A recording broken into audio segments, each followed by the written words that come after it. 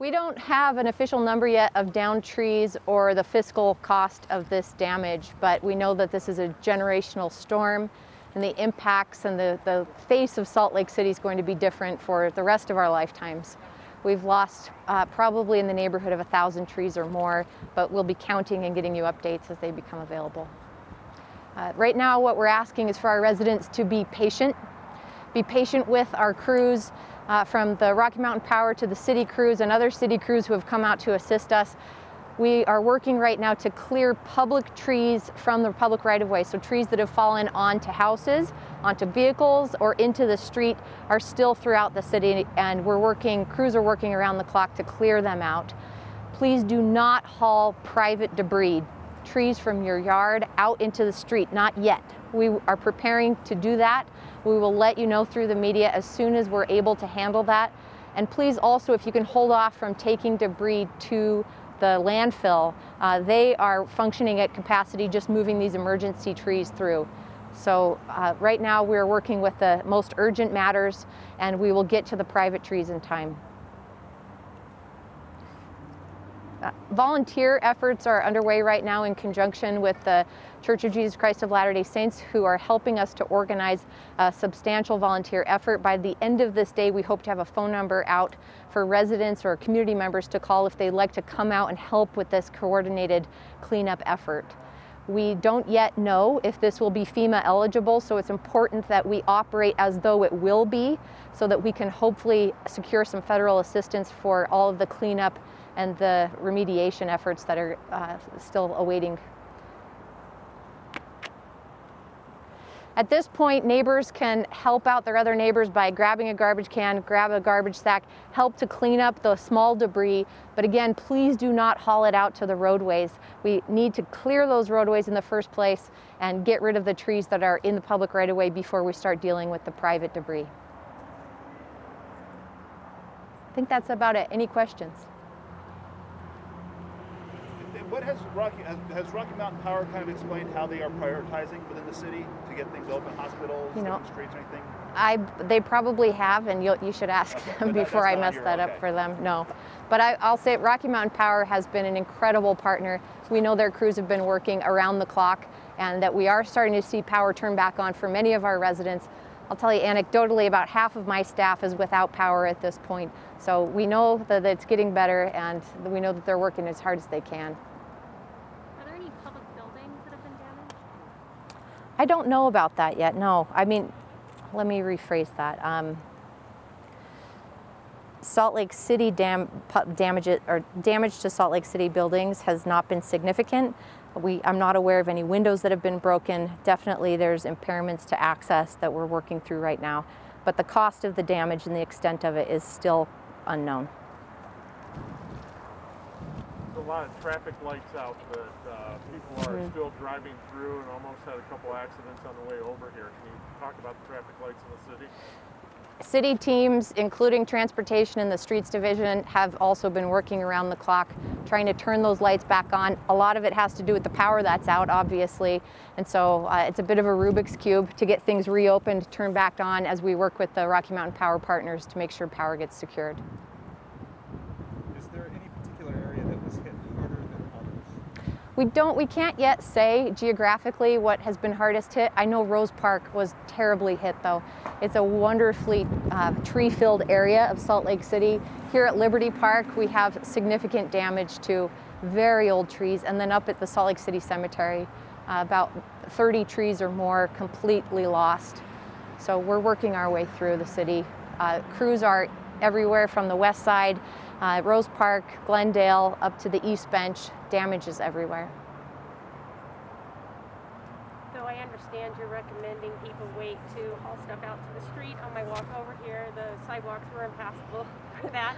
When can people anticipate that there will start to be pickups? There will start to be information about when the pickups can shift to processing through private debris by the end of this week. It is all a coordinated effort with our landfill, which the county and the city operate jointly, and as of today we are waiving the tipping fees so that all of the cleanup efforts can go through quickly and easily, and that there won't be restrictions in that regard. Hopefully by the end of this week we'll be able to talk about private debris. long will the fees be waived at the landfill? That's unknown at this point.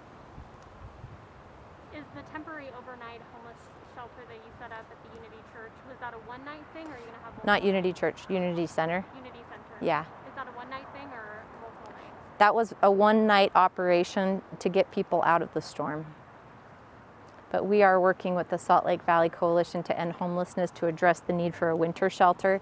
We did have 40 people, which was our maximum that we could serve last night at the Sorensen Unity Center, which underscores how important the need for a broad conversation is about homeless housing and shelter. Did you have to turn anyone away? Did they have to turn I don't know about that. I know that and I'm sure that you know there's 3 other overnight shelters that were open, and we were coordinating with those, providing cab vouchers and transportation if necessary. It's difficult for us to estimate exactly how many trees we've lost at this point. Initial estimates put us somewhere around a little over 1,000 public property trees and probably an equal number of private property trees that have been impacted by this. And what is your job as a result of this? Are you just trying to analyze which trees are down? Are you looking to replace them yet? Kind of what's the next step for you? Well, for the Urban Forestry Division, our efforts right now are to ensure safety of the public. To that end, clearing roads that are blocked, taking trees off of houses and off of vehicles, and mitigating any hanging broken branches that are still in trees or trees that are unstable are our top priorities. At this point, we are working in a multi-city departmental effort, and in fact a multi-city effort thanks to a number of neighboring friend cities that have answered the call to help us to first and foremost make sure that every road in the city is passable. If we'll follow that effort up by going curb to curb to remove all debris that is down and been pushed to the side of the road in order to get those roads passable initially. And then the final stage will be efforting a lot of the park trees that have been damaged and starting to make the city safe from trees that may not be down completely yet, but may need to be removed ultimately. How long is this project? Do you have this foreseeable end for yourself?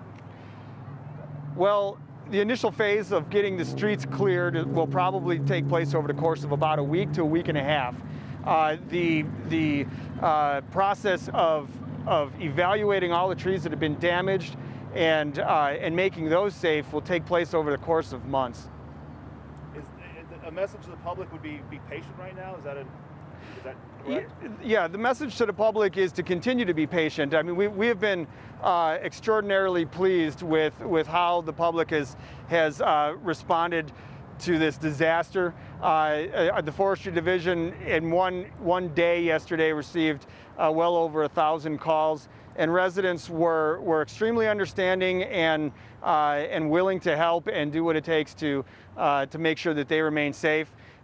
We would want to extend that request to the public who like to be in our beautiful parks, that they're not safe right now, and it's not safe to be climbing on trees that have fallen, and there are certainly trees that still are unstable and may fall. So to the extent that people can have patience and stay out of areas where trees may have sustained damage, we would really appreciate that.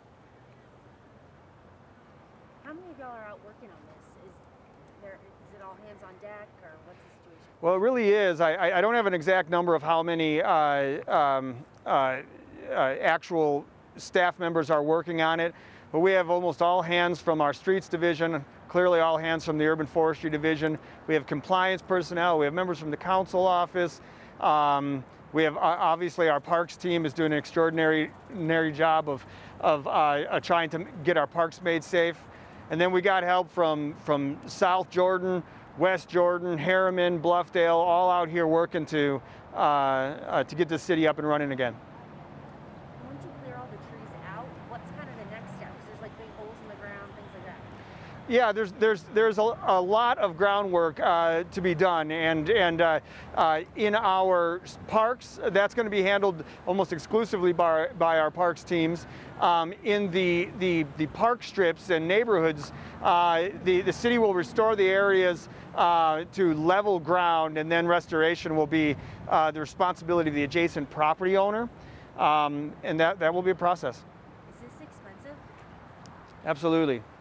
Like, you got any ballparks? I don't. Okay. How old are some of these trees in this park? Well, without actually counting rings or looking at records, which we don't have great records of when a lot of these trees were planted, it's difficult to say. Based on size and species, a lot of the trees that were impacted are in the range of 60 to 100 years old. All right, thanks you guys so much. Can I have one more question? Can you talk about the impact on the ecosystem, what this will mean for other flora, for wildlife, urban wildlife, what this means long term? Well, sure. I mean, I think in terms of impact to the ecosystem or to the urban forest ecosystem that we have here, it's probably not as detrimental as it has been to a lot of the hearts of the people who love these trees. Wind events like this, just like a forest fire, are part of the life of any forest, and the urban forest is not an exception to that. The animals and birds and insects and other life forms that utilize our urban forests still have places to go, and we're going to regrow. So there's only hope to be left here. How often do events like this then happen in the natural system? Hard to say. I mean, it seems like we've heard a lot of people talk about this event, comparing it to an event that happened in 2011, comparing it to a tornado, and comparing it to events that happened in the 80s that had similar levels of destruction. But it seems as though just about everybody feels that this is the most widespread destruction of full tree failures in recent memory.